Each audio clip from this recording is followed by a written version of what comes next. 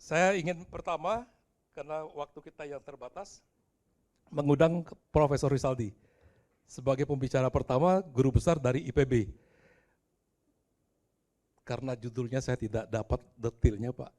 Kurang lebih isinya itu tentang manajemen coastal wetlands, di dalamnya juga menyangkut NDC dan segala macam. Silakan kepada Profesor Rizaldi untuk menyampaikan bahan presentasinya. Jadi sesi 2 ini kita diperbolehkan menggunakan PowerPoint. Ya, kenapa? Karena saya yakin isinya itu pasti tidak semudah dialog tadi pagi. Ini isinya sangat-sangat teknis.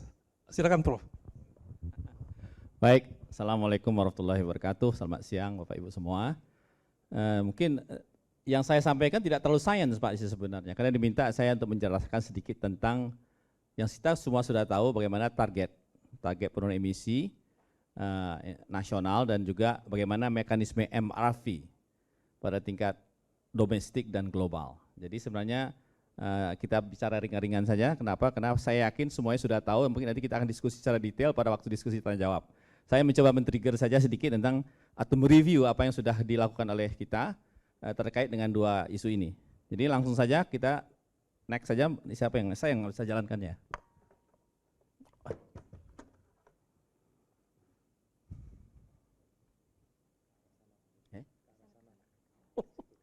Kok enggak di sana aja deh, dianukan di operasional kan? Nih, enggak jalan juga deh. Jadi kalau melihat tabel ini semua orang sudah familiar berkali-kali gitu ya. Tapi di sini yang saya tunjukkan bahwa pemerintah sebenarnya sudah menyampaikan submisi NDC yang ambisinya itu ditingkatkan dari yang sebelumnya yang kita kenal dengan enhanced NDC. Jadi di mana target pemerintah di dalam penurunan emisi itu ditingkatkan dari 29 sampai 31,8% untuk kondisi yang tanpa syarat, artinya tidak memerlukan dukungan internasional. Tetapi dengan syarat, yaitu dengan adanya dukungan internasional ditingkat dari 38 menjadi 42,3%. Dan memang kita ketahui semua di dalam strategi mitigasinya nasional, di mana sektor lahan dan kehutanan itu memiliki target yang sangat besar dibanding dengan sektor yang lain, yaitu sektor energi yang kedua. Tetapi dengan berjalannya waktu memang tuntutan untuk menurunkan emisi dari sektor energi itu memang harus lebih dominan. Tapi ternyata dalam proses diskusi antar sektor ternyata energi juga susah sekali. Ujung-ujungnya kalau energi tidak bisa, lemparnya ke kehutanan. Jadi artinya karena dianggap sektor kehutanan ini mudah untuk menurunkan emisi. Dan memang di dalam konteks strategi jangka panjang pemerintah dengan berani menyatakan untuk bahwa kita akan mencoba membalikkan di mana sektor lahan dan kehutanan yang sebelumnya sebagai sumber emisi yang terbesar itu menjadi net sink pada tahun 2030. Memang membalik keadaan itu tidaklah mudah, tapi paling tidak kita punya komitmen di situ. Dan tentu di dalam konteks target ini itu sebenarnya sejalan dengan targetnya CM2. Ini orang sering juga bahwa itu seolah-olah itu komitmen dalam negeri. Sebenarnya tidak. Bahwa kalau kita lihat dari rencana operasional yang sudah dikeluarkan, bahwa itu adalah merupakan target yang kita harapkan mendapatkan fasilitasi dan dukungan dari internasional. Dan seperti yang sudah diketahui dalam proses mengukur sejauh mana achievement kita, itu memang kita melaporkan di dalam laporan yang kita sebut dengan Biennial Update Report. Nah, nanti akan berubah menjadi Biennial Transparency Report. Dan kalau Ibu dan Bapak lihat di laporannya sudah disampaikan, kita bisa melihat performance dari sektor kita. Jadi kalau kita lihat tahun 2019 dan 2015, ini sektor Volu ini itu negatif. Negatifnya apa? Jadi emisinya besar sekali daripada baseline. Jadi di atas baseline. Jadi supaya nggak baca nggak terbalik gitu ya. Sementara di tahun yang lain barulah kita perform. Jadi penurunan emisinya itu adalah kalau dia di atas 0 itu berarti dia menurunkan emisi. Tapi kalau dia negatif itu emisi di atas baseline.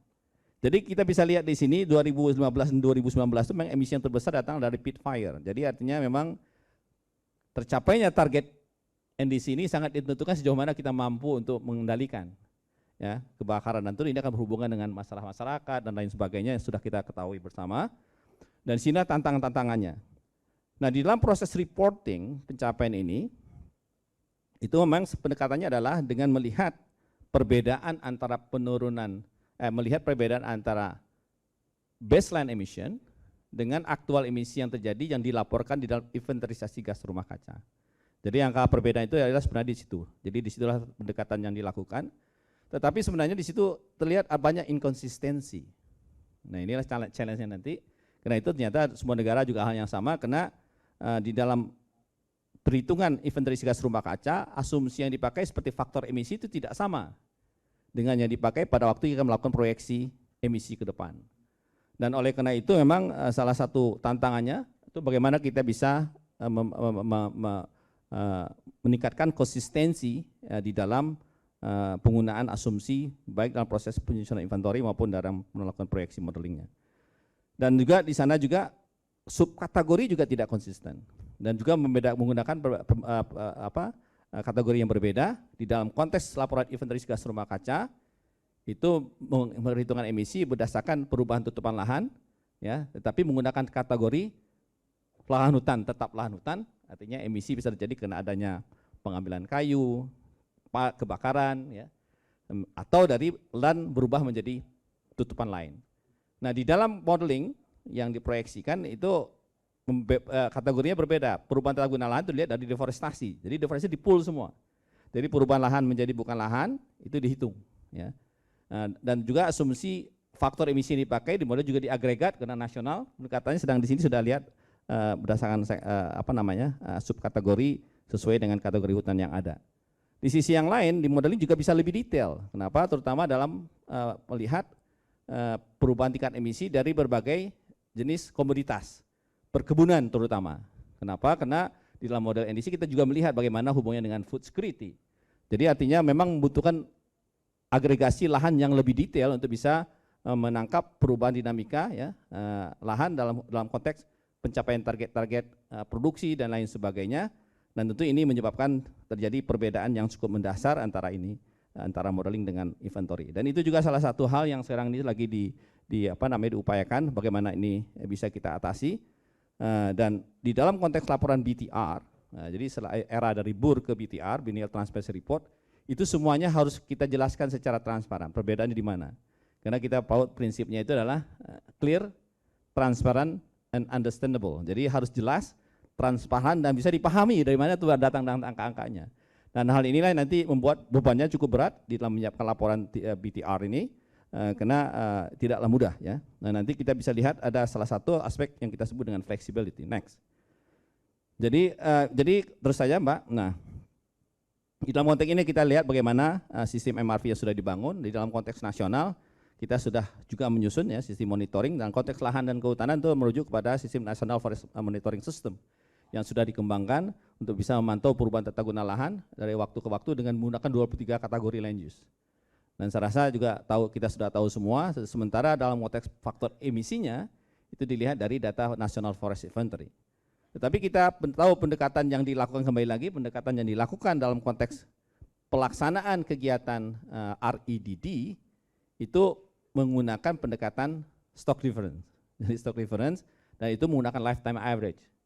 Nah ini agak teknis sedikit, tetapi di National Inventory itu menggunakan gain and loss. Nah ini juga menjadi persoalan, tetapi sebenarnya maka itu di dalam konteks laporan yang dilakukan kita melihat menggunakan unit lain yang lebih konsisten, yaitu menggunakan luasan. Dan ini salah satu hal juga challenge yang kita hadapi yang terkait dengan masalah reporting ini. Dan sistem MRV yang dibangun yang sudah kita ketahui bersama itu adalah bagaimana itu memantau dan memvalidasi dan memverifikasi kegiatan yang berbasis tapak atau activity pada tingkat tapak.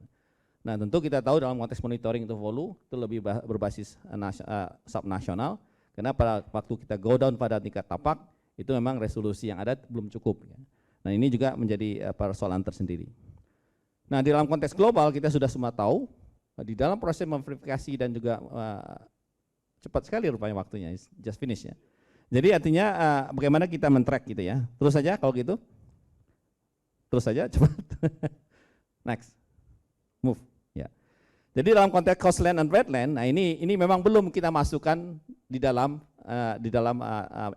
rencana mitigasi nasional, tetapi ada desakan dan keinginan untuk memasukkan itu di second NDC. Tapi itu belum ada decision bahwa itu sepakat dimasukkan atau tidak, masih belum, ya. Nah, tetapi kalau kita seperti yang sudah disampaikan juga oleh Bu Dirjen, kalau sekali itu kita masukkan, kita harus siap dengan sistem monitoringnya. Jadi artinya kita sanggup nggak? Tadi sudah disampaikan juga oleh Pak Kapus tadi bahwa sangat penting untuk menyiapkan metodologinya dan lain sebagainya, itu juga butuh pendanaan. Dan itu masih belum sampai pada level itu. Nah pertanyaan adalah siapkah kita masuk dalam second NDC? Nah itu kembali lagi nanti bisa kita diskusikan sejauh mana kesiapan dan juga kesiapan dari sisi sainsnya untuk sendiri. Nah kita lihat sebenarnya dalam konteks metodologi atau pedoman yang dikeluarkan oleh IPCC itu sebenarnya sudah clear sekali ya. Aktivitas-aktivitas mana sebenarnya yang akan berkontribusi terhadap emisi ya. Dan tentu dalam konteks ini sekali itu kita masukkan, maka itu menjadi sangat penting bagaimana kita bisa memantau sejauh mana perubahan-perubahan karbon yang ada di ekosistem blue ecosystem ini. Dan kita sudah tahu juga, sudah diidentifikasi berbagai kegiatan yang akan dilakukan untuk bisa mencapai itu. Pertanyaannya adalah kembali lagi, pelaksanaan kegiatan aktiviti ini juga tidak mudah ternyata dikumpulkan. Apalagi nanti harus diregister setiap kegiatan yang ada di kementerian. Apakah itu mungkin atau ada mekanisme lain yang juga harus kita coba kembangkan untuk itu. Next saja. Jadi tantangannya adalah memang pertama adalah bagaimana proses pengumpulan data mulai pada tingkat pelaku ini sampai ke sistem ya. Tapi kalau dia sudah register enak, tapi kalau yang tidak masuk itu bagaimana? Jadi ini juga salah satu challenge gitu ya. Nah kita sudah berpikir bagaimana ini juga dimasukkan dalam proses pembangunan sistem informasi desa namanya. Jadi memang harus di setiap desa juga harus punya capacity untuk bisa melakukan itu. Kemudian juga tadi sudah saya singgung juga masalah inklusif pendekatan ya, metode standar yang dipakai dalam proses pengumpulan data, dan kita ketahui juga follow ini adalah persoalannya adalah uncertainty-nya sangat tinggi ya. Sangat tinggi. Ini bagaimana kita bisa improve from time to time, bagaimana resolusi dalam membaca data aktivitas juga bisa kita tingkatkan. Kemudian bagaimana kalau kita juga meningkatkan emission factor dalam rangka move ke tingkat tier yang lebih tinggi ya. Termasuk juga metode untuk merekalkulasi ya. Karena kita harus menginsur konsistensi, harus kita melakukan rekalkulasi. Nah memang kita menyadari bahwa dalam konteks negara berkembang bahwa perubahan yang dilakukan dari BUR, pelaporan Biennial Update Report ke Biennial Transparency Report, itu challenge-nya besar karena memang membutuhkan level of detail dan juga kelengkapan informasinya. Nah kita pun menyadari bahwa tidak semua negara berkembang memiliki kemampuan yang sama. Di dalam konteks ini, dalam pelaporan ke tingkat internasional, maka ada flexibility yang bisa diberikan ya, mulai dari tentang quality assurance dan quality systemnya, kemudian consistency of method, apakah nanti itu harus sama untuk semua tahun atau hanya beberapa tahun tertentu saja. Kemudian carbon pool apakah itu harus di-include, termasuk juga flexibility dalam konteks apakah suatu sumber emisi itu tidak signifikan sehingga tidak kita ukur. Kalau dia tidak signifikan, kenapa tidak kita ukur, semuanya harus kita jelaskan dengan baik. Termasuk juga uncertainty apakah semua kategori akan dimasukkan atau hanya key kategori saja. Jadi semuanya sudah ada decision-decisionnya. Nah tapi yang paling penting bedanya adalah di dalam konteks pelaporan untuk BTR ini kita harus jelas kapan improvement yang harus kita lakukan dari waktu ke waktu. Pada BTR yang keberapa kita akan fulfill dengan semua requirement yang ada. Karena sifatnya itu shell itu harus dipenuhi. Tapi kita tahu menyadari kemampuan kita belum sampai di sana, dikasih flexibility, tapi harus clear juga sejauh mana improvement yang akan dilakukan. Nanti semuanya proses dalam konteks internasionalnya adalah nanti setelah kita menyampaikan BTR itu akan ada namanya expert review team. Jadi akan direview secara teknisnya, technical review team ini untuk mereview aspek teknisnya dan kemudian diikuti oleh multilateral facilitation consideration of progress. Jadi secara fasilitas akan dilihat juga sebenarnya gimana needs capacity yang harus dilakukan yang diinginkan oleh negara berkembang supaya nanti dia bisa memenuhi prasyarat yang diminta untuk bisa mencapai pada level yang memang tingkat akurasi yang baik. Saya rasa itu saja, terima kasih Pak. Baik, terima kasih Profesor Rizaldi, menarik sekali. Jadi apa yang telah disampaikan tadi, kalau saya sedikit memberi ulasan Pak, di sana terkesan seperti isu penanganan api, ini kan salah satu sumber emisi yang terbesar di sektor kehutanan. Nah ini kalau saya tangkap ini udah menyangkut isu gambut Pak ya. Jadi bukan hanya blue carbon. Jadi perlu saya ingatkan kepada peserta di sini, tadi pagi Pak Aludohong menyampaikan gambut itu berada di belakang mangrove. Tapi di dalam beberapa kondisi itu gambut itu berada di bawahnya mangrove. Di atasnya mangrove, di bawahnya gambut. Artinya apa? Ini stok karbonnya sangat tinggi sekali. Jadi apa yang disampaikan oleh Profesor Rizaldi barusan itu terkait dengan CM1, CM2 yang dari 29 ke 43 sekarang, itu sudah termasuk isu tentang aspek emisi dari kebakaran. Yang paling besar peranannya akibat pengelolaan lahan gambut, terbakar maupun drainase, sehingga menyebabkan emisi yang tinggi. Baiklah, untuk selanjutnya karena waktu kita terbatas, saya mengundang kepada pembicara kedua, itu Dr. Moritz von Unger. Beliau akan berbicara tentang Blue Carbon Project Development terkait dengan global dan national standard. So time is yours. Silakan Pak. Thank you so much. Thank you so much. Good afternoon, everyone. I'm really excited to be at the conference. I'm very sorry that I can't be present in person. I couldn't make the travel right now. But it's very much needed and really interesting. What I'm going to present on over the next 10 minutes or so is the work that we as Silvestrum, we a small firm, we work on blue carbon at all levels: science, methodologies, policy, finance, legal. And at the moment, we're working with C4 and Daniel's team on thinking more about the interface between the global methodologies and blue carbon practices on blue carbon asset generation and what is emerging in Indonesia right now. Next slide, please. So briefly, I want to go through, or it's more name dropping that I'm going to do about existing standards and methodologies across the globe. I want to mention a few of the common challenges that many of you will know and have experience in the field and in research. I do want to say a word on voluntary carbon markets and NDC accounting. I know NDCs are on our mind, and there has been a lot of discussion this morning on the topic already. And so I will be brief on that. I do want to make the case for a domestic standard or domestic standards. It's not just for Indonesia, but the bigger you go, certainly the more things can be said in favor of developing domestic standards, and then conclude and prepare a little bit the discussion with some initial recommendations that we as a team have at this stage in our assessment. Next slide, please.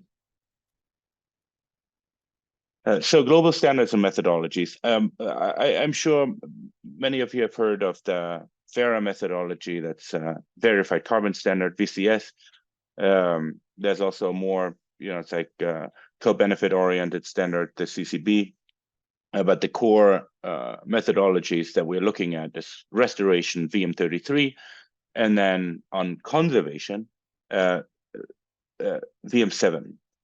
Now, there's also the gold standard, another big international standard that is available for restoration of habitats. They explicitly exclude conservation from their scope for different reasons. We won't have time to discuss that any further, but it's certainly interesting. There's Climate Action Reserve, mostly active in North America, but has been now recently expanding to Panama and Central America, and they provide a lot of forestry methodologies, and as part of that, also guidance on mangrove projects. Then there's Plan Vivo with 3 existing projects, a very small standard, international standard, but very much on vogue internationally right now for its impressive work on communities. And linking carbon asset generation with community work. A methodology on blue carbon under the Plan Vivo is under development. Next slide, please.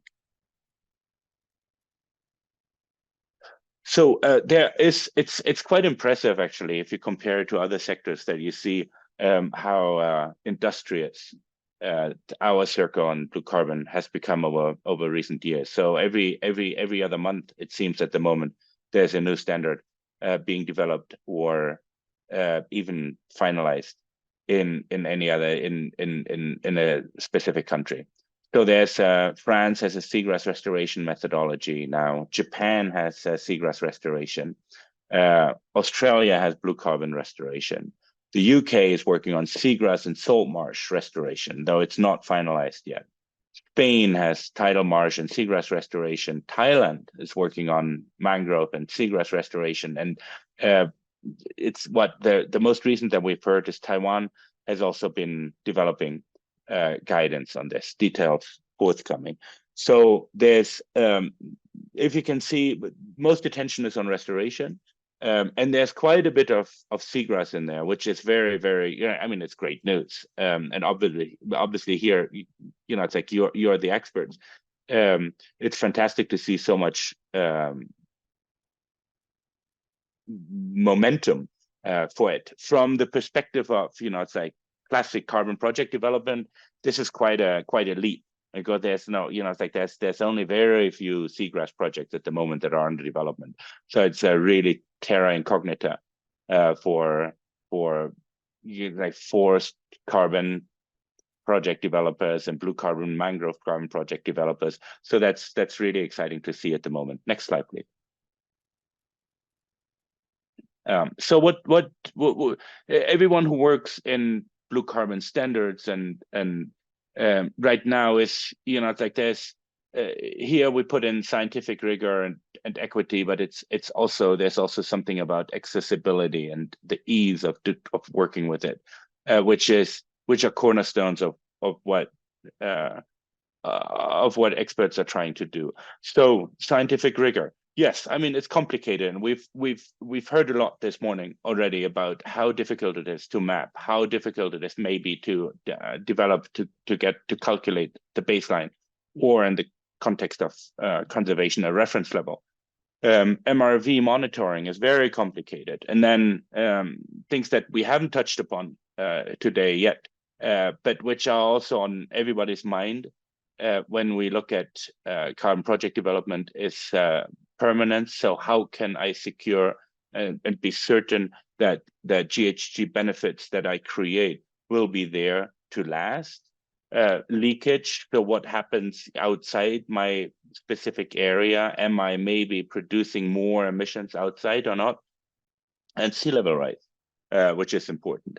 So scientific rigor is there. Then we have accessibility. So how easy is it for it? It's right now it's very complicated to set up a blue carbon project, and many of you will know this. So how do we want to, it's like how can we incentivize also communities to do it at a level of, it's like at a level that is scientifically sound and yet practically feasible. And then we have all the equity session questions, which we have talked about a lot this morning. So there's the community aspect, the social aspect, there's benefit sharing, climate equity, if you want. The whole financials, you have to, obviously, a project needs to make sense from at a financial level. So that's something that at the policy level, over the past 1 or 2 years, there has also been a lot of movement on how to define what are principles of high quality blue carbon. And you may have seen that the graph there that tries to, it's like focus on the core aspect of what is seen as high quality. Here is, so safeguard nature, empower people, employ best available information, operate locally and contextually with communities, and interestingly, there on the left, mobilize high integrity capital. So it's also something, and I'm sure you're aware of the discussion that's been around for quite a while about greenwashing and to what extent are investors in blue carbon should they also adopt and apply own greenhouse gas emission reduction policies before they invest. Next slide, please. So common challenges. We know this. Deforestation, degradation is hard to get rid of, unfortunately. We have all the technical challenges that we heard this morning. We have legal challenges, land access rights, competing tenure, and we do have the social question, which is at the basis of any carbon project. Next slide, please. I'm sorry that I have to rush a little bit through this, but I do want to get to the recommendations. The voluntary carbon market and NDC accounting is something that we have discussed, so I don't need to spend a lot of time on this. Article 6 is there. So we all live, every country is now in a capped environment. So we have NDC commitments out there. It's not the old Kyoto world. That is, whatever I do, there's the question, well, what does this mean if we create this GHG benefit? How does the government there, it's like the host country government, deal with this at the NDC level? So a way out of this is obviously to create something domestically. So then you don't really have that problem. Next slide, please.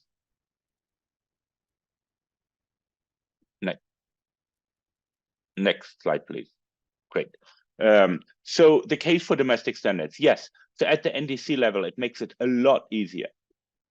Domestic standards also, it's very important, can be tailored to the national context. So we also can get, they can provide good data sets and the default values and everything that you do.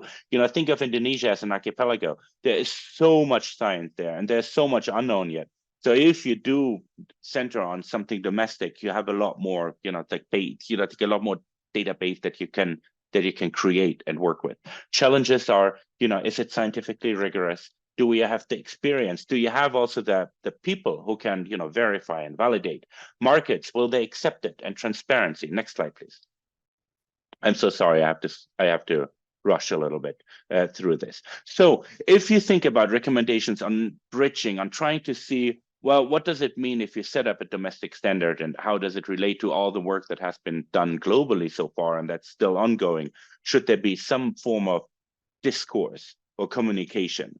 So what we think at this moment, and we really would like to discuss that with you, is, so first is do not reinvent the wheel. There's so much, there's 20, 30 years of practice in carbon standards and methodologies. Use it, build from it, don't start at ground zero. It makes no sense. At the same time, use the time if you develop it to develop a standard and a methodology, and we're getting to the two levels here, which are important in our view, in consultation with stakeholders, in consultation with communities. Now, standards and methodologies. It's quite interesting how this is working at the moment. And if you see countries who are setting up also, it's like some hybrid factors on, is this a voluntary domestic standard? Is this something that the country does? Where's the standard and what does the methodology do? So a standard usually does, it's like overarching principles. How do you work with land tenure? What do you expect on carbon rights? What is permanence? How do you deal with sea level rise? And so on. While the methodology is more activity specific and tries to help you to, establish your baseline. Now, you cannot do the one without the other. And sometimes we feel at the moment that people are rushing into methodologies without taking stock of the standard, or the reverse, that it's like everyone, like Vera, for instance, they have so much headwind right now that they try to consolidate and make it very, very, very scientific, that it becomes very complex and maybe it's not, like situation specific anymore.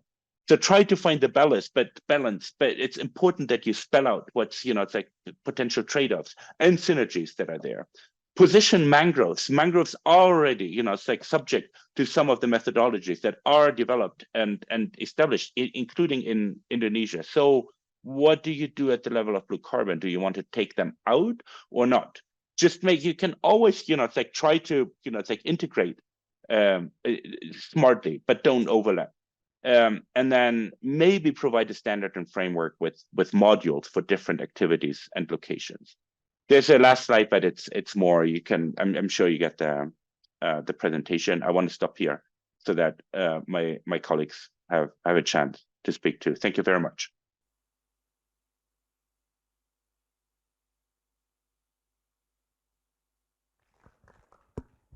Okay, thank you, Maurice. So with regard to your presentation, actually, if you look at the dynamics ecosystems of the blue carbon habitats, yeah. So I went to the field last week, yeah. So I found it's a very interesting situation in the, let's say, in the east coast of Sumatra. 5 years ago when I was there, Akrating land was fully barren.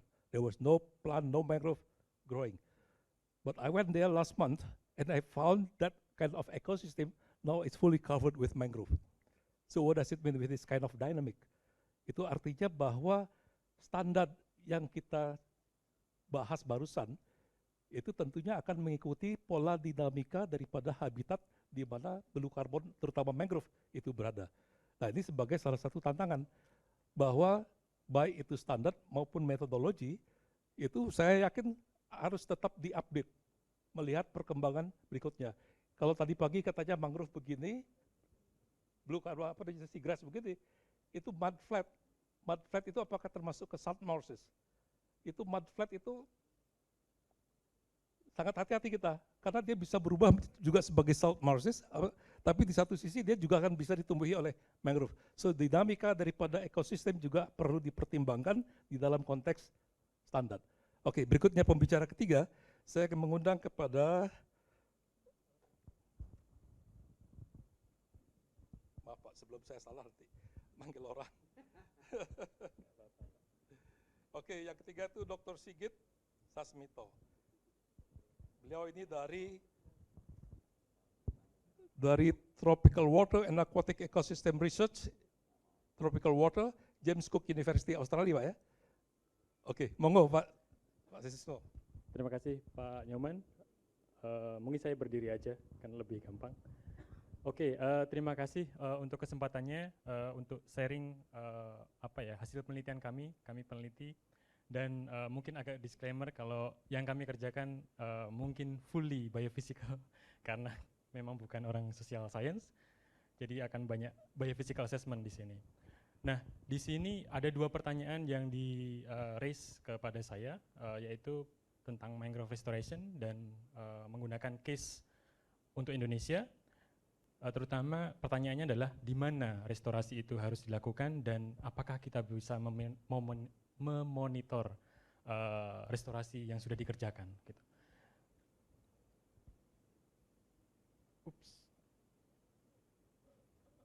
Ke situ, oke. Yang mana?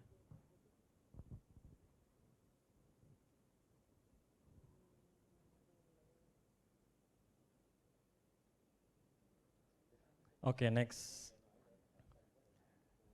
Next deh. Nggak bisa juga. Oke. Ya, mungkin sebelum kita lihat petanya, kita mungkin lihat dulu historis secara governance ya. Ini dari literatur review kami yang dipublish tahun lalu. Jadi sebenarnya restorasi dan konservasi mangrove di Indonesia itu sudah mulai di tahun 90 seperti yang tadi pagi disampaikan oleh Prof. Aris Satria. Dan di sini kami membagi policy, ada technical policy on mangroves yang ada Presiden Regulation, ada juga Permen, KLHK, terus ada juga internationally driven agenda di mana ada beberapa event terutama di dekade ini. Sebelumnya di 2004 itu sangat masif restorasi mangrove di Sumatera di post tsunami. Dan juga ada 2015 ada Paris Agreement, di situ blue carbon dan mangrove terutama di Indonesia itu sangat booming atau diomongin banyak orang dan semua orang pengen kerja ke situ. Nah, sekarang itu ada banyak sekali decades sampai 2030 yang harus di-achieve atau global goals, global environmental agenda, termasuk ada SDGs, ada NDCs part dari Paris Agreement, ada juga UN Decade of Ecosystem Restoration. Nah, dari semua ini sebenarnya semua mengarahnya ke konservasi dan restorasi mangrove. Tapi bagaimana implementasinya? Next, Oke. Jadi sebelum kalau kita meneliti sebelum kita melakukan assessment, kita harus belajar belajar dulu dari apa yang sudah dilakukan sebelumnya di penelitian sebelumnya ataupun di assessment sebelumnya. Jadi di sini ada beberapa paper tahun 2019 itu secara global dia mengakses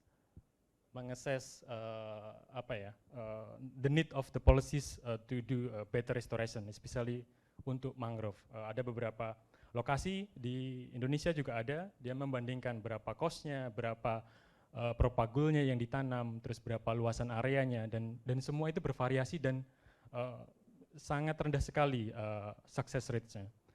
Dan di series yang sama, ternyata land tenure itu masalah besar, terutama di Indonesia juga. Dan kita akan sudah melakukan assessment dan memasukkan land tenure sebagai salah satu faktor untuk consider successful restoration. Nah, ini juga case study yang sangat-sangat lokal di pantai utara Jawa, di Brebes. Itu banyak sekali constraints atau lack of understanding terutama yang menyebabkan restorasi mangrove atau rehabilitasi atau transplantasi, banyak banget namanya, mungkin definisinya beda-beda. Itu gagal. Kenapa? Ada inefficient nursery operation, ada juga wrong choice of mangrove species, kadang Bruguria ditanam, semua itu ditanam oleh Rhizopora, padahal secara ekologis mungkin tidak sesuai, dan berbagai praktek lainnya. Nah, dari situ kami memformulasikan ada beberapa key questions ya. Jadi data yang tersedia tentang restorasi mangrove di Indonesia itu seperti apa sih? Terus factors yang bisa support restorasi mangrove seperti apa dan di mana dan monitornya seperti apa. Papernya bisa di-download di QR code ini. Waktu udah habis cepet banget. Jadi ini salah satu temuan kami di mana sebenarnya small scale restorasi mangrove itu sudah banyak dilakukan. Biasanya dilakukan oleh kampus, biasanya dilakukan oleh CSO atau NGO atau komunitas, dan itu sudah terdokumentasi, tapi biasanya dalam bentuk skripsi atau dalam bentuk report yang kecil, dan sebenarnya sangat susah sekali untuk diakses. Dan beberapa output yang kami istilahnya petani atau cek itu land use apa sebelum ada restorasi, terus approach-nya seperti apa, adakah monitoringnya, terus spesiesnya apakah multispesies atau monospesies seperti itu. Karena waktu habis saya tidak menjelaskan satu persatu.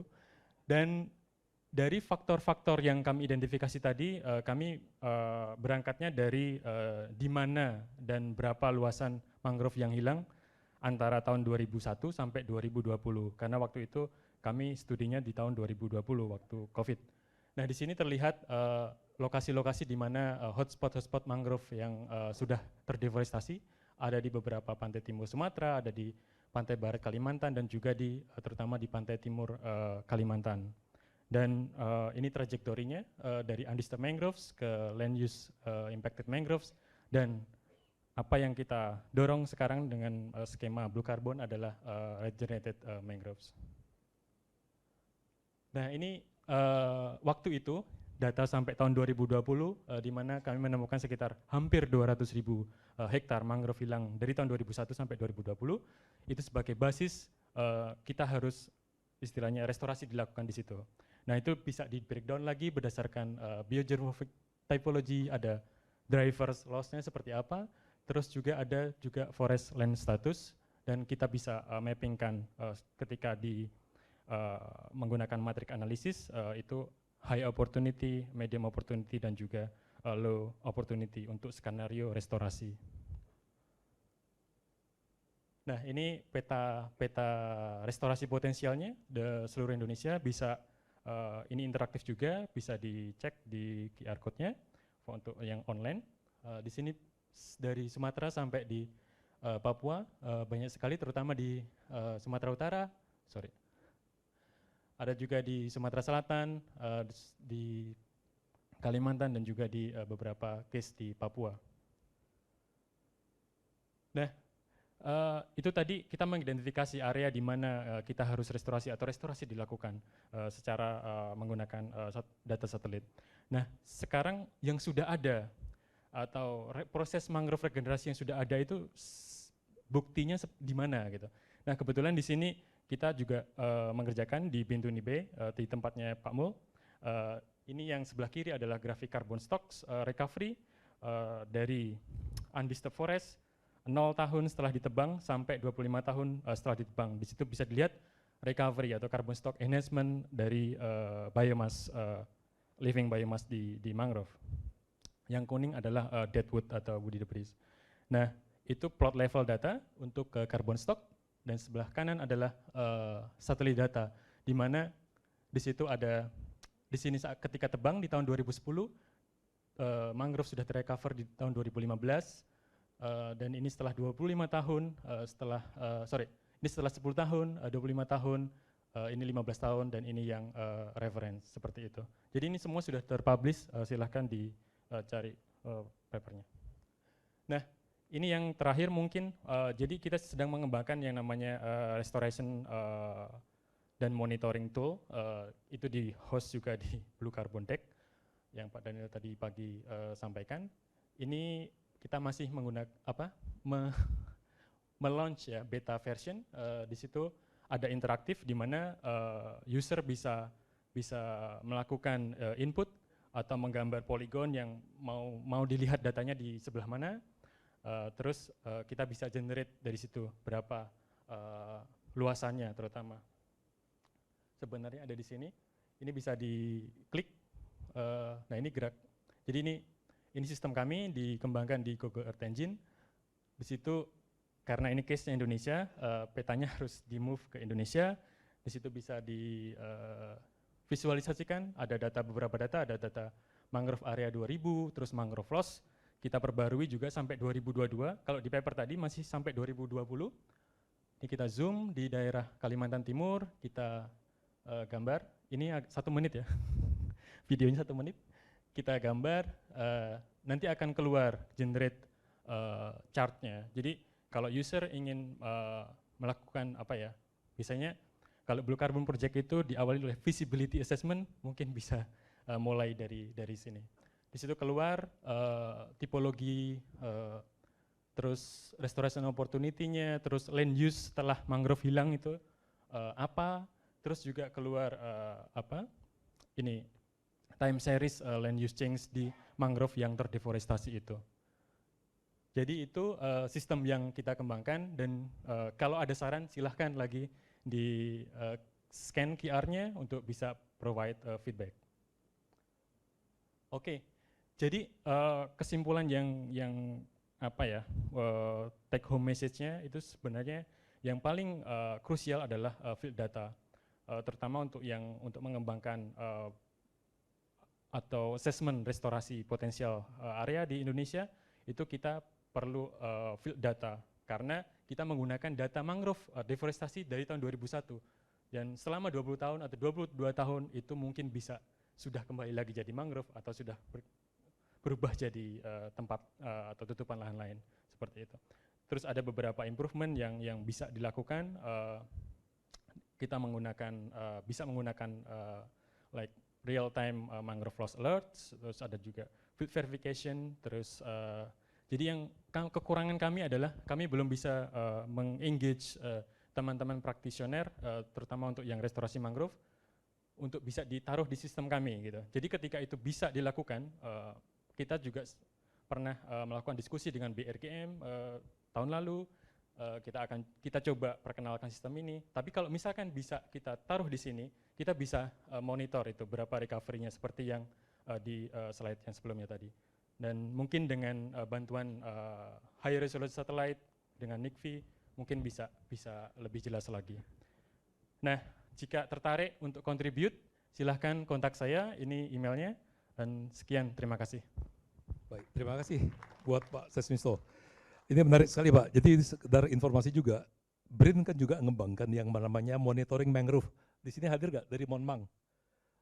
Ini bisa juga nanti memperkaya, karena di Monmang itu sampai ke isu karbon, perkembangan perluasan deforestasi, kemudian rehabilitasi, stok karbonnya seperti apa, jenis-jenis spesies ada di sana juga. Nah, ini menarik sekali untuk diintegrasi. Mumpung di sini ada teman-teman dari BRGM, dulu saya juga di BRGM ini Pak. Kesulitan kita ini kan mencari tanah, lahan, di mana mau direhabilitasi seluas 600.000 hektar Pak. Mencari yang clean and clear. Nah ini saya mengusulkan dalam forum ini, karena kebetulan saya ini banyak warawiri ke lapangan meskipun sudah pensiun Pak. Saya usulkan, sekarang itu banyak sekali terjadinya tanah timbul, ya accreting land, ya itu di kawasan pesisir, terutama di muara sungai. Silakan buka nanti di kita punya Google Earth Pro, itu kelihatan di pantai timur daripada Sumatera Utara, kemudian pantai barat Sulawesi, Pantura Jawa, kemudian Papua dan sebagainya. Nah saya mengusulkan, tanah-tanah timbul ini sekarang menjadi direbutkan oleh masyarakat lokal, ya, padahal itu tanah negara. Di satu sisi kita kesulitan mencari luas di mana 600.000 hektar bisa direhabilitasi. Ini Pak Nugroho. Ini di depan muara sungai, saya baru berkunjung kemarin, ya. Di antaranya Jaring Halus, mungkin Pak Daniel juga pernah sana ya. Juga di pantai timur ini Karanggading. Saya kaget karena saya ke sana 2019 bersama Mbak Firni, ingat Mbak? Itu masih berupa hamparan tanah kosong. Bulan kemarin saya ada di lapangan, itu sudah tertutup oleh mangrove.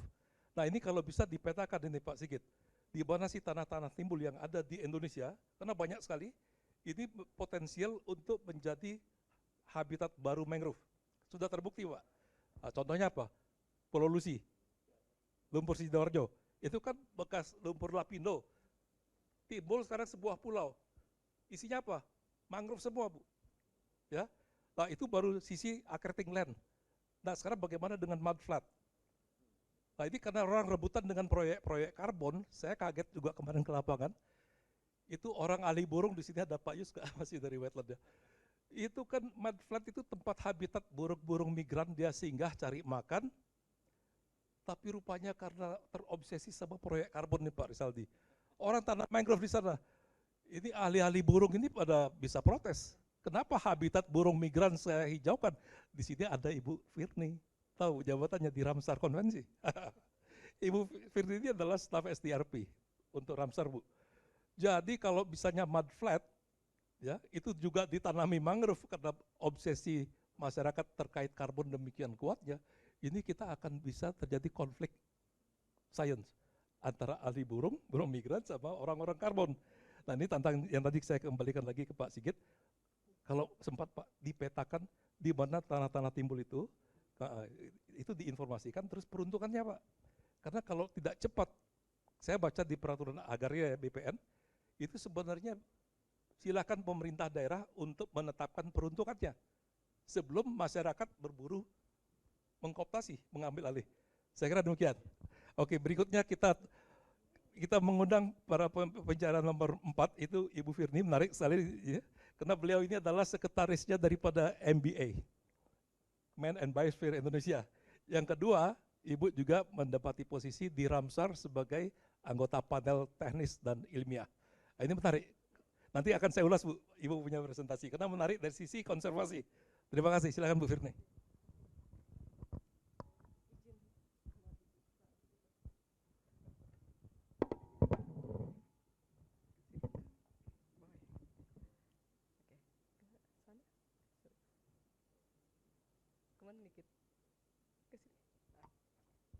Ya, selamat siang Bapak Ibu sekalian. Ya, terima kasih atas kesempatan yang diberikan. Kami sebenarnya mewakili hard scientist nih Pak Nyoman, mohon maaf kami bukan social science, jadi saya berusaha tidak terlalu hard science sekali gitu ya. Jadi setelah tadi dipaparkan oleh para pemapar kita di sesi-sesi sebelumnya bahwa memang mangrove itu sangat penting karena memiliki kemampuan untuk menyimpan cadangan karbon yang tinggi dan juga menyerap cadangan karbon yang tinggi. Dan paper yang telah dipublish oleh Pak Daniel pada tahun 2015 ini ya mungkin menjadi milestone juga ya, bahwa ternyata mangrove Indonesia itu memiliki kapasitas untuk menyimpan karbon stok yang sangat besar ya, sekitar 1083 ton karbon per hektar.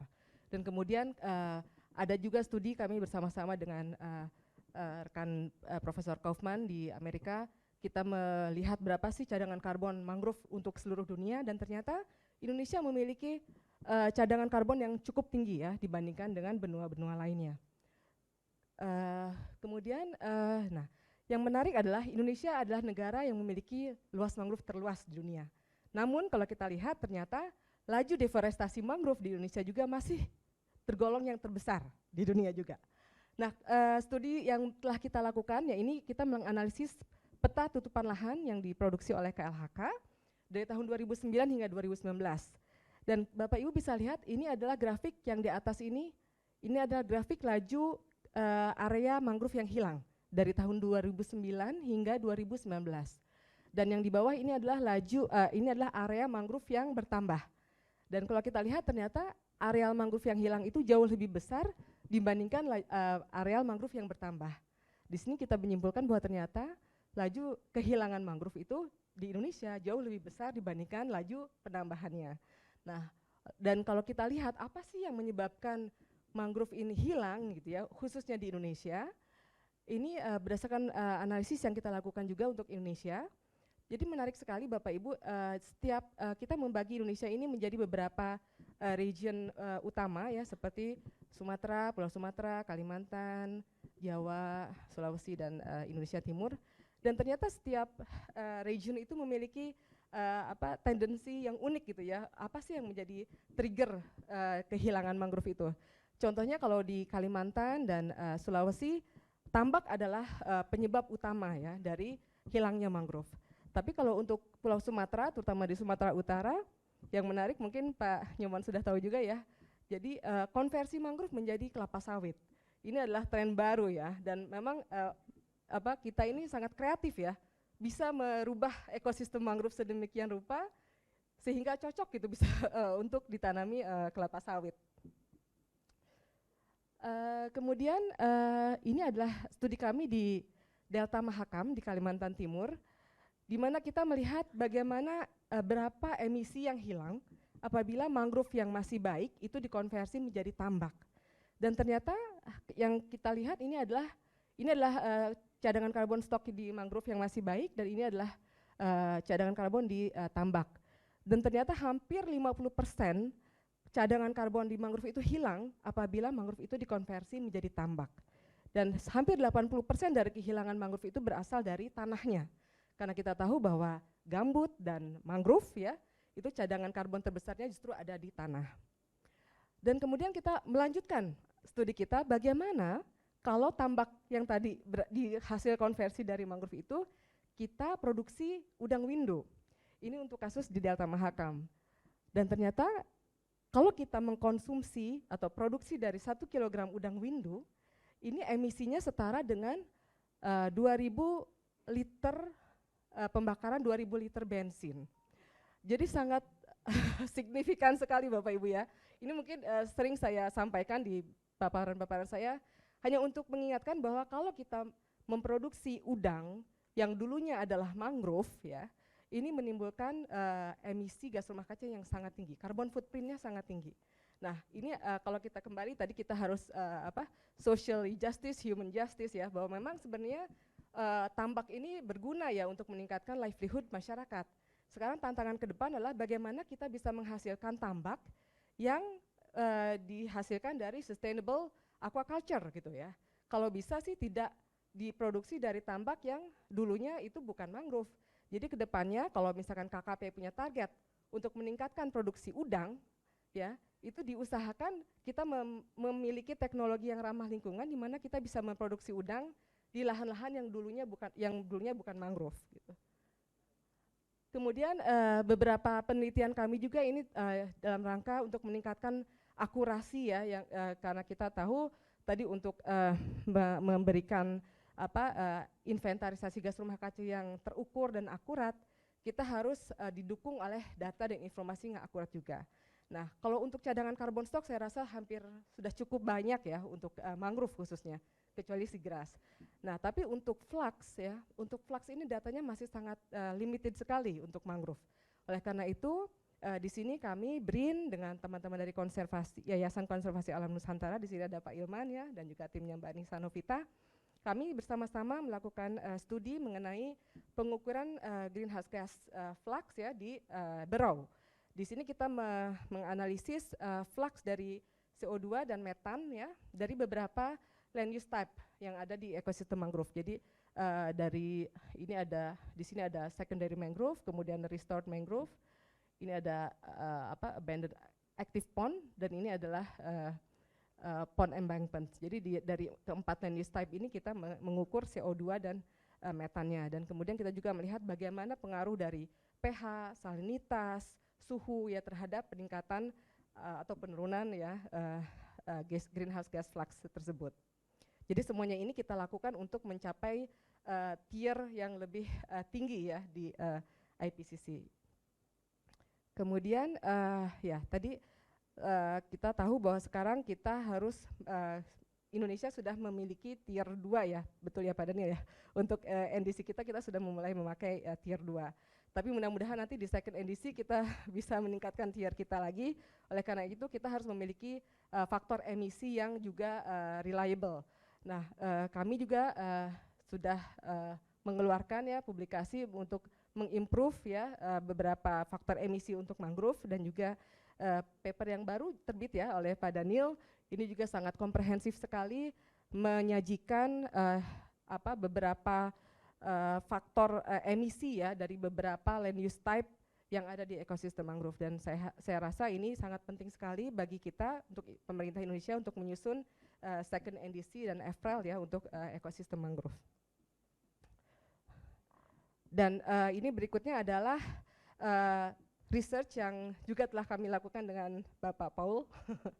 Ya, kami melakukan research mengenai bagaimana pengaruh perubahan lahan ya di ekosistem mangrove ini terhadap dissolved CO2 yang ada di bawah permukaan air gitu ya. Jadi dan ternyata memang perubahan lahan ya di ekosistem mangrove ini juga akan meningkatkan dissolved CO2 yang ada di air gitu. Jadi nah kedepannya mungkin kita perlu juga melihat bagaimana nanti interaksi antara mangrove dan seagrass ya apabila terjadi perubahan lahan ini seperti itu. Dan bagaimana cara memanage ekosistem blue carbon ini secara komprehensif. Dan ini adalah kajian yang kita lakukan bersama-sama dengan PKSPL IPB yaitu dari Pak Luki ya, dan juga di sini ada Ibu Agustin. Kami jadi melakukan research ya mengenai mangrove dan juga seagrass di Padang Lamun untuk beberapa study site yaitu di Kepulauan Seribu, Lombok, Raja Ampat dan Bintan. Di sini kami melakukan kajian mengenai species diversity, cadangan karbon dan juga faktor emisi di mangrove dan seagrass, dan juga setelah itu kita melakukan valuasi ekonomi dan blue carbon policy-nya juga. Jadi ini mungkin nanti transisi dari hard science ke social science ya. Mudah-mudahan kita bisa mendapatkan rekomendasi yang baik lah gitu untuk pemerintah. Dan berikutnya ini last slide. Jadi ini adalah hasil riset yang kita lakukan dengan Yayasan Konservasi Alam Nusantara juga, di mana di sini mungkin ini take home message ya, yang bisa diambil bagaimana peran konservasi mangrove dan restorasi mangrove. Kalau selama ini pemerintah saat ini terlalu fokus pada restorasi mangrove ya, dan ternyata kalau dari hasil kajian kami, ternyata kalau kita mengkonservasi mangrove yang ada, kontribusinya terhadap mitigasi perubahan iklim dan terhadap NDC ini jauh lebih tinggi 3 kali lipat dibandingkan kalau kita melakukan restorasi saja. Jadi di sini kita ingin mengingatkan kembali bahwa peran Bapak Ibu di BRGM sangat penting ya untuk melakukan restorasi, tapi kita tidak boleh lupa bahwa kita tetap harus mempertahankan mangrove yang ada ini karena memang sebenarnya kontribusi mangrove yang tersedia itu justru jauh lebih besar dibandingkan kalau kita menanam mangrove. Mungkin sekian dari saya, terima kasih. Assalamualaikum warahmatullahi wabarakatuh. Terima kasih Bu Firly, menarik. Ini pertanyaan bukan pertanyaan ya, saya punya saran Bu. Karena Ibu berada di SDRP Ramsar ya.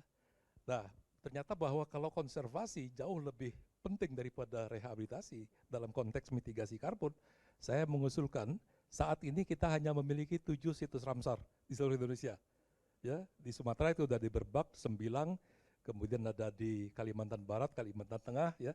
Nah, di Papua Barat Daya saya mengidentifikasi beberapa situs Ramsar untuk Indonesia. Kenapa? Karena kita punya Wasur udah masuk. Tapi di pantai barat di daerah Sorong Selatan itu saya perhatikan bahwa banyak sekali, saya punya filmnya betapa mangrove di lokasi Papua Barat Daya itu sangat-sangat bagus. Dan sehingga kalau ini bisa diusulkan menjadi situs Ramsar, sedang saya usulkan melalui FP6 ya, mudah-mudahan bisa nanti kan Ibu sebagai salah satu focal point, nah itu bisa sana. Terus yang kedua ini terkait udang, ini menarik ini. Ibu mengatakan udang 1 kilogram daripada udang penaid ya, Penaeus, itu akan mengemisikan kurang lebih bahan bakar 2074 liter. Saya mencoba, kalau 1 liter gasolin itu mengemisikan 2,65 kilogram CO2, berarti setiap 1 kilogram udang yang kita makan, kita mengemisikan 5 ton CO2. Bayangkan, pertanyaannya sekarang, berarti kan disubsidi. Kemana larinya udang-udang windu kita? Apakah bapak-bapak makan udang windu di rumah? Sering. Itu larinya menjadi komoditas ekspor. Siapa konsumennya? Teman-teman kita di negara maju karena itu bahan makanan mahal. Tapi jangan lupa, yang mereka makan itu adalah produk seharusnya ramah lingkungan, kita mensubsidi melalui nilai karbon dengan merusak mangrove. Nah itu, jadi menarik sekali angka yang tadi 1 kilogram itu mengemisikan 5 ton CO2. Tapi jangan khawatir Bu, burung-burung migran tadi, itu datang dari Rusia, kita punya jalur terbang yang namanya Eastern Asia Flyway itu mampir di Indramayu, ditangkapin sama orang Indramayu, dimakan, dijadikan sate. Di satu sisi kita ekspor udang yang tidak ramah lingkungan, di satu sisi kita makan sate produk impor yang sangat mahal. Nah itu kombinasi. Berikutnya tentang sawit, ini menarik juga. Saya perhatikan memang sawit di lahan mangrove itu banyak berkembang di Sumatera Utara. Ya, sebentar lagi merambah ke Papua. Jangan lupa ini, sudah ada indikasinya Bu. Saya sempat record, saya dibawa oleh teman-teman CI tahun 2015, itu ke daerah Mandailing Natal, ya, pantai barat Sumatera Utara. Itu sawit udah umur 11 tahun tidak ada buahnya. Kenapa? Karena pengaruh air pasang surut, air garam tadi. Tanamannya tumbuh tapi tidak ada buah. Nah itu karena orang terobsesi dengan isu sawit. Nah sekarang kalau dikembalikan ke karbon, nilainya cukup berimbang nggak?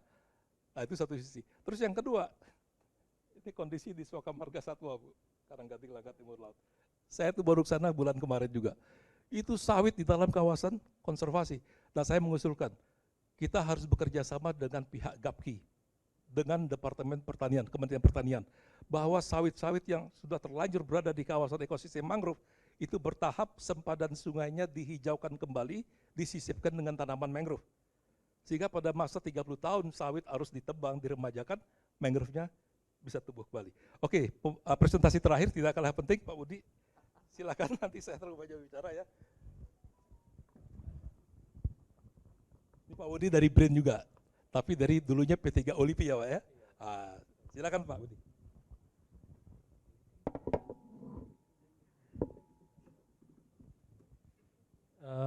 Baik, terima kasih. Mungkin saya juga izin berdiri karena sudah lama duduk. Kalau tadi disampaikan terkait dengan mangrove, Bu Firni menyampaikan terkait dengan mangrove, dan banyak yang disampaikan, karena memang sudah banyak yang dilakukan, banyak data yang disampaikan, maka kalau yang ingin saya sampaikan di sini dan yang bisa saya sampaikan di sini adalah lebih ke riset apa yang menjadi prioritas ketika kita ingin mengenhance blue carbon. Jadi intinya bagaimana kita bisa menambahkan blue carbon sebagai NCS, Natural Climate Solution in Indonesia, dengan menambahkan data terkait seagrass. Nah, saya tidak ingin panjang karena waktunya terbatas. Yang pertama tadi sudah disinggung dari awal, data pertama yang harus kita miliki, dan ini juga jadi tantangan riset di dunia perlamunan atau di dunia seagrass, ini adalah distribusi habitat, luasan habitat dan distribusinya, habitat extent and distribution. Berapa luasnya lamun yang ada di Indonesia? Betul, kita sudah ada beberapa angka.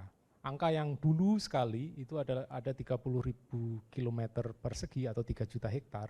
Ini angka yang sifatnya masih sangat estimasi kasar. Diambilkan dari data panjang pantai kita 90.000 kilometer. Kemudian let's say sepertiga dari pantai pesisir itu adalah lamun, maka kita dapat 30.000. 30.000 itu let's say lebar yang berpeluang untuk menjadi lamun adalah 1 kilo, maka 30.000 kilometer persegi. Tetapi ini angka yang harus divalidasi. Nah, dari angka validasi yang kita lakukan, Bapak Ibu tahu Indonesia ini sangat luas sekali, banyak pulau dan sebagainya.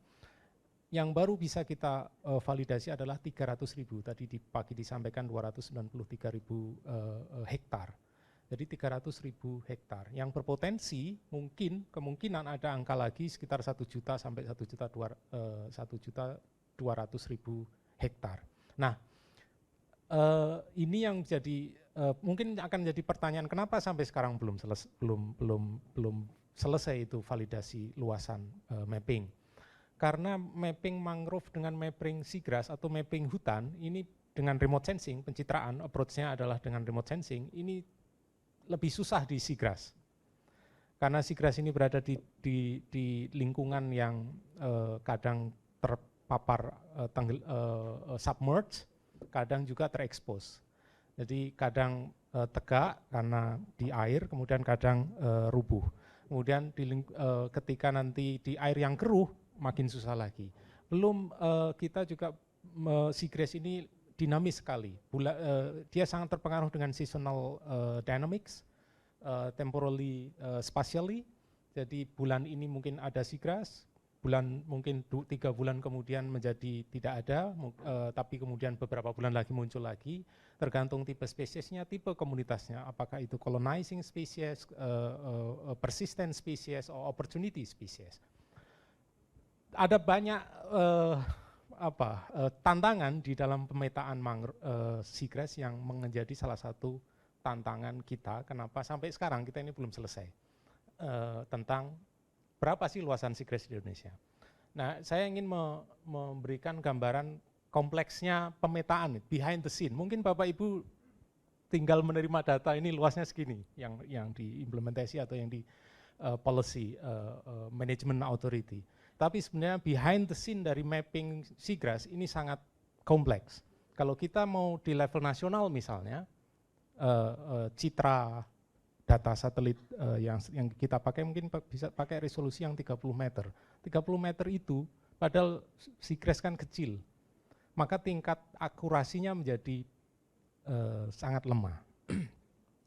Kalau kita mau yang lebih akurat lagi, mungkin yang akurasinya 0,3 meter misalnya 30, tapi biayanya mahal sekali, 250 US dollar per scene, per citra, per kilometer persegi.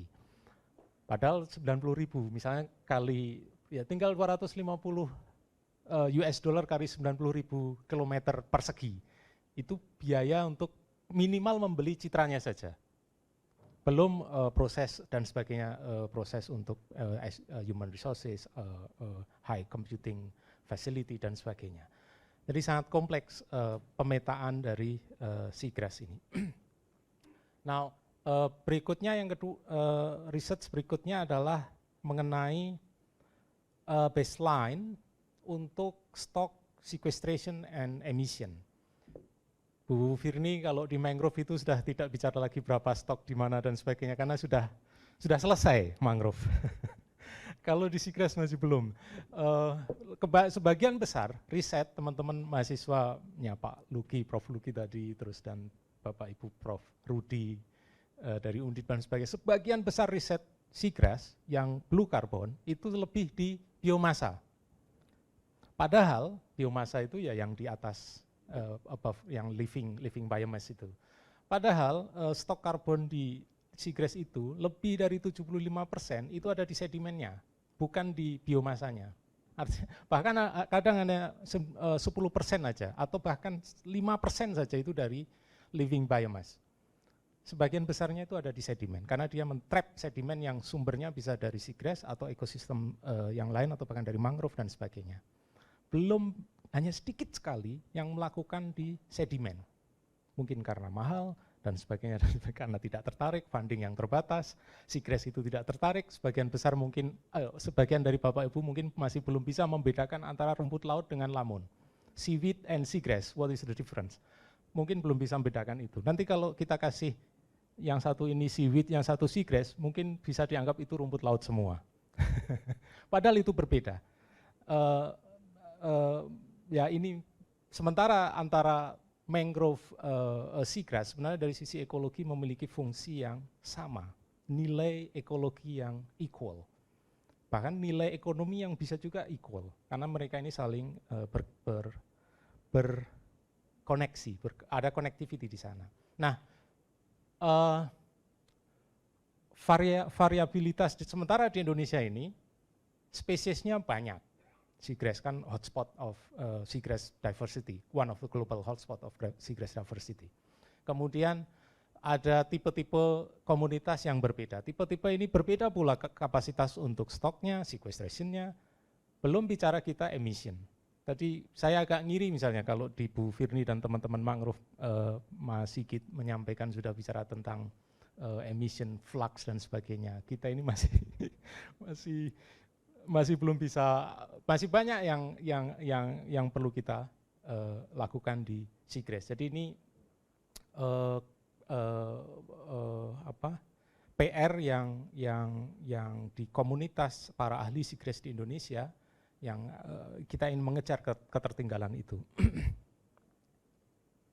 Kok nggak mau ya?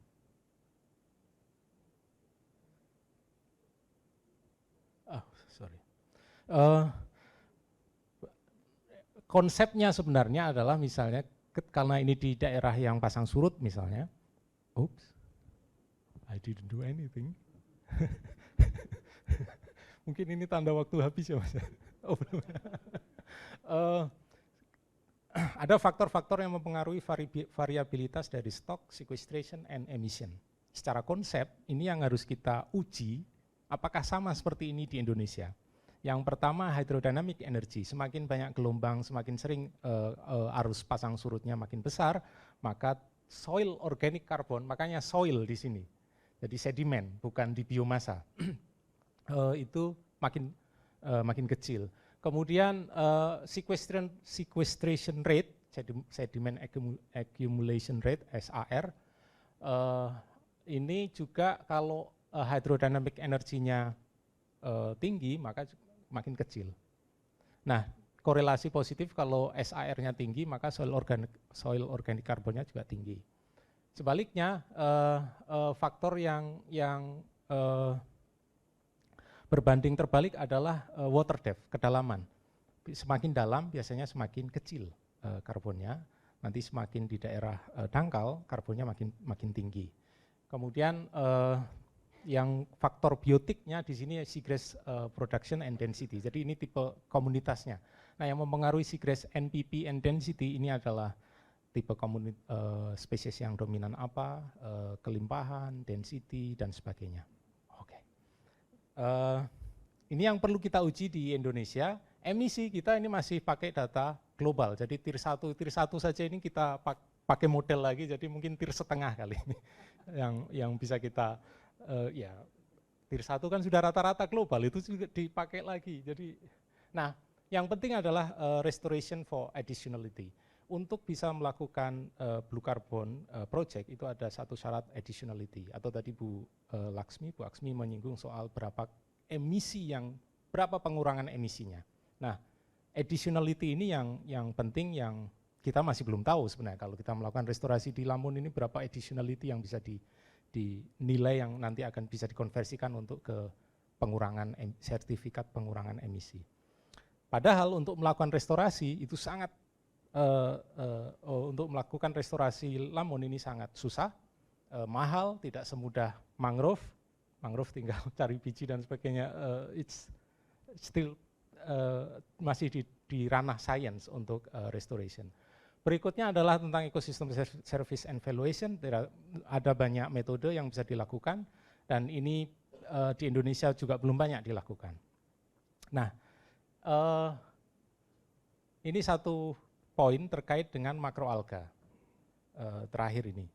Kita mungkin banyak mendengar makroalga berpeluang juga untuk blue carbon, tetapi masih banyak yang harus dilakukan untuk mengkaji apakah makroalga di Indonesia atau rumput laut ini bisa masuk ke dalam skema blue carbon. Meskipun Indonesia ini adalah hotspot, ada 900-an lebih spesies yang ada di Indonesia, kemudian produksinya juga tinggi, salah satu yang terbesar di dunia, tetapi kompleks. Science behind ini, saya mungkin kalau bingung wajar, karena memang ada, maksudnya itulah yang ingin saya tunjukkan, bahwa kompleks science yang harus dipenuhi untuk sampai masuk ke apakah rumput laut, termasuk sebenarnya juga Lamun, bisa masuk ke dalam skema blue carbon. Jadi ada banyak hole, poin-poin yang harus diisi datanya sehingga kita bisa pede ini bisa masuk skema blue carbon. Mungkin itu secara summary banyak yang bisa kita lakukan, dan dukungan dari Bapak Ibu, dari para mitra sangat kita butuhkan, karena yaitu ini semua butuh funding. Terima kasih. Baik, terima kasih, kita kasih aplaus buat Pak Udi. Ini menarik ya, dari pagi kita mendengarkan presentasi bahwa blue carbon itu bukan adanya di vegetasinya yang dominan, ya bukan. tapi di bawahnya. Nah sekarang pertanyaannya, apabila mangrove-nya sudah ditebang, dijadikan tambak, ya, itu berarti kan stok karbonnya di bawahnya masih tinggi. Presentasinya Ibu Firni tadi mengatakan, itu hampir 50% soil carbon di tambak-tambak itu dibandingkan kalau hutannya masih utuh. Nah pertanyaannya, asal jangan, kata Pak Aldoho kan, asal jangan jadi mall dan segala macam itu. Nah ini suatu tantangan ke depan, bahwa soil carbon atau below carbon diantaranya termasuk soil carbon, itu masih memiliki nilai penting yang harus kita conserve. Ya, tentunya kalau ingin diperdagangkan, saya tidak yakin ini Pak Udi, soil carbon itu bisa, karena orang menilainya kan seperti misalnya standar Plan Vivo atau gold standard. Dia lebih mementingkan adanya isu co-benefit. Co-benefitnya apa? Di situ adanya isu lingkungan, ada biodiversity, isu sosial dan sebagainya. Tapi kalau VCS itu kan lebih dominan kepada isu sekuestrasi karbonnya. Nah ini menarik sekali ke depan menjadi PR kita bersama. Apakah karena kenyataannya bahwa mangrove kita ini banyak sekali yang sudah terbuka. Tadi pagi dinyatakan itu 750.000 hektar berupa hamparan tambak yang dulunya mangrove. Dan saya yakin itu karbon stoknya masih tinggi. Makanya kenapa banyak diusulkan kembangkan budidaya tambak silvofishery, supaya emisi karbonnya udang penait yang 1 kilo sampai 5 ton karbon, kalau kita tanami mangrove, baik di pesisir sungainya, sempadan sungai tetap dihijaukan, tambak-tambaknya juga ada pohon mangrove, mudah-mudahan emisi carbon footprintnya daripada udang windu tadi tidak setinggi 5 ton, Bu. Saya kira demikian. Kita beri aplaus kepada semua, ya. Selanjutnya saya mau bertanya kepada panitia, masih ada waktu nggak untuk tanya jawab? Masih ada 5 menit ya? Oke, saya pertama ngundang dari dalam ruangan ini. Silakan Bapak. Terima kasih Pak Wayan, terima atas kesempatan diberikan. Saya langsung saja singkat pertanyaan saya ke Pak Rizal. Berdasarkan fakta Pak ya, dengan konsensi luas hutan yang sama, katakanlah 18.000 hektar, terus yang mencoba mencari beberapa konsultan untuk menghitung berapa karbon emisinya itu. Kok variasinya berbeda-beda itu Pak? Saya ingin tahu sebetulnya apa Pak yang di dasar metodologi untuk mengukur emisi ini gitu. Range itu tidak sedikit-sedikit gitu. Dari 50.000 sampai 200.000, 100.000, 250, kayaknya seenaknya saja gitu Pak. Yang saya tanyakan kira-kira apa pertimbangannya untuk mengukur karbon emisi ini Pak. Terima kasih Pak. Oke, terima kasih Pak Heru, silahkan langsung dijawab ya. Terima kasih Pak. Loginya memang dalam konteks IPCC itu ada potensial emission, ada yang actual. Nah ini seringkali orang tidak paham Pak, sebenarnya dilaporkan itu potensi emisinya atau apa gitu. Jadi kalau potensial emission, kalau seandainya itu dikonversi, maka semua karbonnya itu seolah-olah diemisikan pada waktu tahunnya dia dikonversi. Nah itu nggak tahu nih, tapi dia bisa juga keluar secara bertahap. Nah, kalau bertahap itu juga ada lagi metodologinya. Apakah dia nanti mengering atau tidak, itu juga berbeda rate-nya. Nah ini saya nggak tahu nih yang disampaikan laporan dari sekian banyak konsultan ini berbeda-beda angkanya, itu harus jelas di clear metodologi, seharusnya clear di situ gitu. Jadi saya nggak bisa memberikan jawaban, nah mungkin teman-teman di samping kiri kanan saya bisa menambahkan. Ada yang menambahkan? Tapi intinya begitu Pak. Jadi maka itu seringkali juga kalau kita menyampaikan potensial emission, seringkali juga jadi misleading karena audiens kan tidak paham.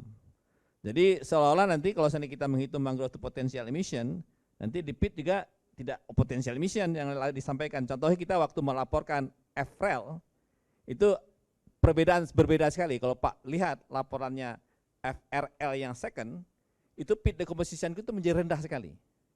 Dibanding dengan first.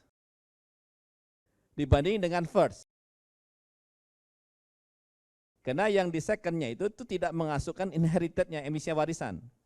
Jadi dia hanya, yang sebelumnya nggak dimasukkan, dia hanya menghitung emisi yang terjadi pada waktu time of deforestation. Jadi akhirnya ranjrok dia ke bawah. Tapi kan orang awam nggak paham itu Pak.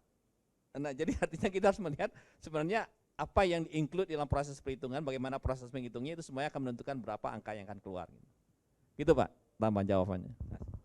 Baik, ini mirip seperti dengan udang 1 kilo tadi, emisi 5 ton, Pak. Itu kan pada saat awalnya memang demikian tinggi, tapi begitu mangrove-nya sudah terbuka, ini kan bisnis seperti di Delta Mahakam, itu sudah bergerak hampir lebih dari 40 tahun setahu saya. Baiklah, karena mengingat waktu, di sini ada 2 pertanyaan dari online. Ya, atau saya tambah dulu dari secara offline. Silakan Bapak, Bapak yang di sebelah sana. Silakan Pak. Ya, ada 2 pertanyaan ya. Udah gitu kita masuk ke online biar rata pertanyaannya. Silakan Pak. Oh, permisi. Iya. Oh, salah masuk saya. Seharusnya lewat sana. Terima kasih. Itu tadi pertanyaan saya ada banyak sekali urusannya dengan sedimen ya. Tadi semuanya di sedimen ya sendiri. Di sedimen itu sebetulnya kan perubahan karbon itu bukan cuma bentuk karbon sendiri, karena di proses itu ada metanogenesis misalnya. Itu bentuknya metan. Nah, emisi metan dan emisi CO2 akan sangat berbeda. Oleh karena itu sebetulnya mungkin harus juga dilihat bakteri komunitasnya yang di situ. Ujungnya itu sebetulnya ke situ pada dasarnya. Untuk kemudian kita secara fair bisa melihat mengenai emisi dari karbon itu sendiri. Karena itu memang benar, karena semuanya sedimen. Dan itu semua adalah ujungnya di bakteri itu sendiri. Jadi bisa fair, itu yang keluar CO2 atau CH4 gitu. Karena metilotrof sama metanotrof itu sebetulnya seimbang di situ. Tapi kalau kemudian lebih banyak metanotrof yang keluarkan, itu lebih gawat lagi kan sebetulnya. Dari hilangnya. Oke, terima kasih sudah ditangkap ya, Pak. Silakan, ini saya minta pakar-pakarnya saya mau yang mau bicara. Bu Fitri dulu, kemudian Pak. Ya, ini emisi yang dan belum pernah dilakukan diteliti di Indonesia. Yang tidak hanya aktivitas mikroba yang melepaskan emisi karbon, tapi juga ada aktivitas mikroba yang justru menahan emisi. Yang pernah dilakukan di seagrass adalah di lapisan tipis sedimen, di mana di situ ada masih banyak akar-akar seagrass, ada bakteri, aktivitas bakteri yang justru mengakumulasi gula, itu kan karbon dalam bentuk yang lain ya, karbon organik, dan gula ini tetap di situ dijaga oleh si bakteri ini, dia tidak bisa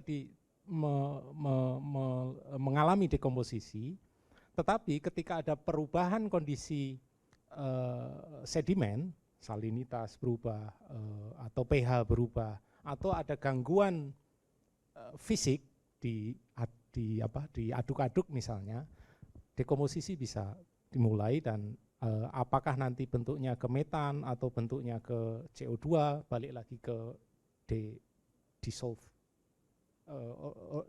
organik karbon. Nah, ini tergantung aktivitas bakterinya. Jadi kita sepakat kalau sisi emisi atau bahkan sequestration, aktivitas mikroba di situ sangat penting. Tetapi ini sudah teknis science banget Pak.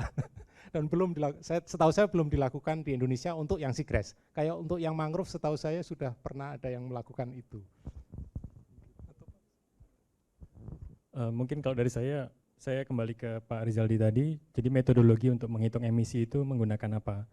Jadi di paper yang Bu Firni tadi sampaikan juga, salah satunya itu kita ada 2 approach ya, stock change sama yang flux change gitu. Sedangkan yang berkaitan dengan methane, CO2 dan juga N2O mungkin yang berkaitan dengan microbial activities itu lebih menggunakan flux change. Dan sampai saat ini paling banyak dilakukan terutama di mangrove itu stock change seperti yang Pak Rizaldi tadi sampaikan. Ya saya setuju juga. Tapi kalau di mangrove biasanya memang methane-nya agak kecil karena ada salinitas yang tinggi. Terima kasih. Saya pikir ini waktunya sudah agak terbatas, sedikit saja saya tambahkan. Biasanya isu metan itu terkait dengan inundation, Pak. Jadi dia tuh terendam, kondisinya anoksik. Ya, itu di peatland jelas sekali, gambut-gambut yang terendam itu lama itu akan mengemisikan metan. Tapi kalau di mangrove mungkin ada, tapi karena sifatnya dynamic, itu pengaruh pasang surut air. Ya, saya nggak tahu sejauh mana metan dihasilkan di dalam ekosistem mangrove ya. Oke, baik. Pertanyaan berikutnya saya minta Moritz bisa respon. Moritz, would you respond to the two question from the online, sorry. Can you see the question? Number 1, with the existing regulation and methodologies in Indonesia, or maybe number 2 that you more appropriate for you. Can we simplify the current methodologies for carbon crediting? Please, go ahead. Because I cannot see you. Yeah, I tried to, thank you for the questions. I tried to respond already in the Q&As.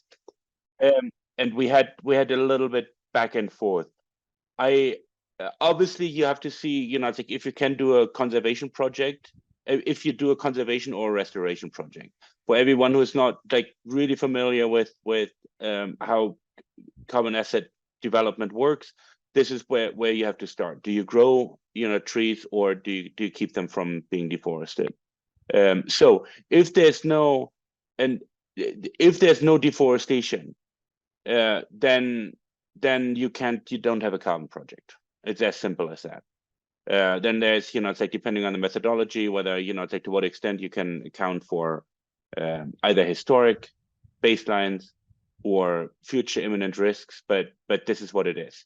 You only get a carbon project if there is a threat, or if you do something actively to put carbon into the ground, which would be a restoration.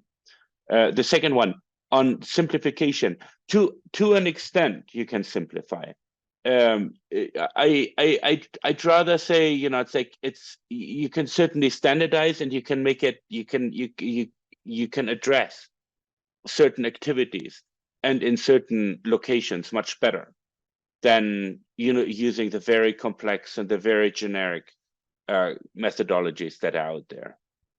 Can you standardize to an extent that it's like really easy, that you can like onboard hectare by hectare without asking, you know, like without doing a lot of modeling and validation and verification?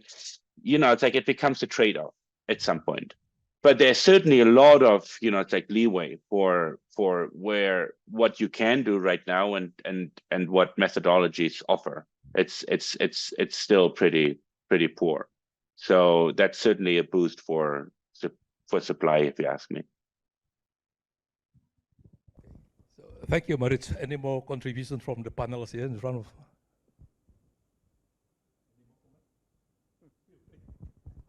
Ya, sebenarnya menarik cerita tentang carbon credit. Ya, mungkin menarik juga kalau kita itu kembali lagi kepada ya kebijakan juga untuk bisa mengidentifikasi mana sih aktivitas-aktivitas itu yang memang sifatnya positif. Jadi artinya tidak perlu ada additionality. Jadi sekali itu dilaksanakan, makanya segress tadi. Itu memang kalau seandainya karena kondisi baseline aja ada yang nggak melakukan itu, kan tidak mudah gitu. Jadi artinya kalau itu dilakukan dia additional. Jadi artinya tidak perlu dites additionality-nya, baik itu akan menghasilkan carbon credit. Sampai pada suatu periode tertentu, kalau itu sudah nanti sudah banyak umpamanya orang tertarik, oh ternyata menjadi ekonomis, orang berburu ke sana. Nah baru masuk cerita additionality-nya, nggak bisa lagi positif dia. Jadi artinya, nah seperti itu kan tergantung dari kebijakan. Jadi kalau itu terlalu susah di awal, itu kan sulit juga. Kembali lagi itu untungnya tadi disampaikan, bisa nggak kita buat standar nasional dalam konteks ini. Tapi memang for the sake tadi, bagaimana kita bisa melakukan perubahan yang cepat. Ya, karena untuk tanpa ada insentif pada saat ini itu tidak berjalan dia. Kan, tapi kan karbon ini kan menjadi salah satu insentif. Tapi bagaimana cara bentuk insentifnya itu dibuat regulasi, standar pada saat ini kita menetapkan itu adalah positif. Jadi proyek yang sifatnya positif, nah itu artinya dia tidak perlu ada tes additionality. Kalau itu diimplementasikan dan dilakukan, itu langsung akan menghasilkan, otomatis akan menghasilkan carbon credit. Itu salah satu pemikiran-pemikiran yang bisa kita kembangkan sih sebenarnya, dan itu tentu influence lagi kepada kepada kebijakannya. Tapi bagaimana menghitungnya tentu terus scientific lagi. Itu udah jelas ada metodologinya kan. Tapi untuk mencapai dia seberapa besar emisi ataupun yang diserap ataupun yang disimpan, itu kan harus ada hitungannya. Perbedaannya adalah baseline dikurangi dengan yang dihasilkan oleh project. Nah, lalu baseline-nya ada lagi metodologinya, jadi rumit kan. Sebenarnya ngitungnya adalah bagaimana kita cara menghitung, itu metodologi sudah standar dan sudah dibangun lumayan untuk itu, sehingga kita akan memudahkan untuk menghitung sejauh mana kontribusi suatu aktivitas terhadap penurunan emisi. Jadi itu salah satu bentuk simplifikasi mungkin bisa kita lakukan. Baik, terima kasih Pak Rizaldi. Waktu sudah habis untuk kita, untuk sesi ini. Saya ucapkan terima kasih kepada semua presenters, baik yang offline maupun online. Kita beri applause.